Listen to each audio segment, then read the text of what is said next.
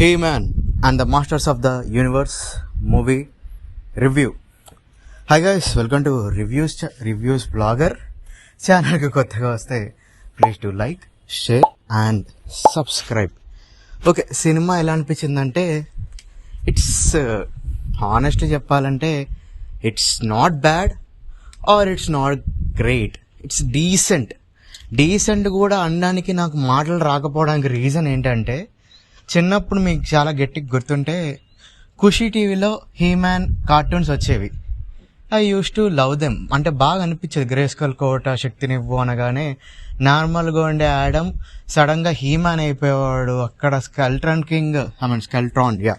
తను చాలా చీజీగా ఉండేవాడు. చాలా క్రేజీగా ఉంటుండే. అది లైక్ గ్రీన్ కలర్ పుల్లి సడన్గా మొత్తం దానికి గ్రా చేయగానే టోటల్లీ వెళ్ళిపోయి వార్డీలను తినేసేది. చాలా ఇంట్రెస్టింగ్ ఉంటుండే, నాకు చాలా బాగా నచ్చుతుండే. But what happen this film అంటే, ఈ సినిమాకి ఒక ఐడెంటిటీ క్రైసిస్ అయితే ఖచ్చితంగా ఉంది. ఈ ఫిలింని మనం అసలు థోర్లా తీద్దామా, లేదు సూపర్ మ్యాన్లా తీద్దామా, లేదు ఇదంతా కాదు హీమ్యాన్లా తీద్దామా అని చెప్పే క్వశ్చన్లో వాళ్ళు ఏం తీశారో వాళ్ళకు కూడా క్లారిటీ లేకుండా పోయింది. అండ్ ఈ సినిమా అసలు ఏ జనరేషన్ ఆడియన్స్ కోసం కూడా నాకు అర్థం కాలే.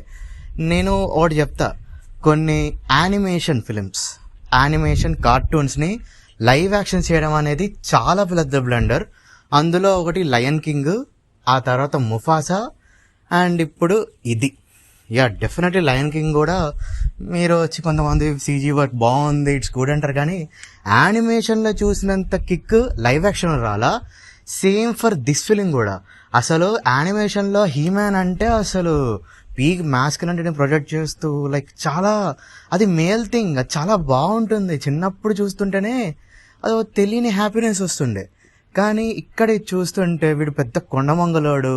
ఏదో Thor cinema like Thor first పార్ట్లో this hammer will be possessed to use అని చెప్పాను, కానీ ఓడినిసరేగానే మొన్నోడు ఆ హ్యామర్ వదిలేసి ఎక్కడో వెళ్ళి భూమి మీద పడతాడు కదా, సేమ్ అలా దాంతో స్టార్ట్ అవ్వడం. నాకు ఎందుకో ఇది అసలు ఇది సీరియస్గా లేదు, అలాంటి సిల్లీగా లేదు, అలాంటి కామెడీగా లేదు, ట్రాజడీగా కూడా లేదు. అరే అసలు నవ్వుతున్నారా జనాలు బయట, అసలు ఏం సినిమా రా బాబు ఇది.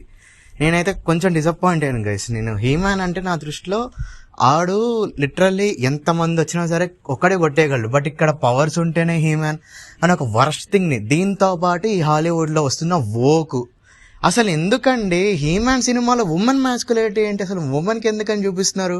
ఓకే, ఆ సిరీస్లో కూడా టియానా అంటే వండర్ గర్ల్ని కూడా బాగా చూపించారు, బట్ అక్కడ ఆ క్యారెక్టర్స్ మాత్రమే ఉండాలి. ఇక్కడ హీమ్యాన్కి మించిపోయి వండర్ గర్ల్దే ఎక్కువగా చూపించడం వల్ల నాకైతే డిసప్పాయింటింగ్గా అనిపించింది.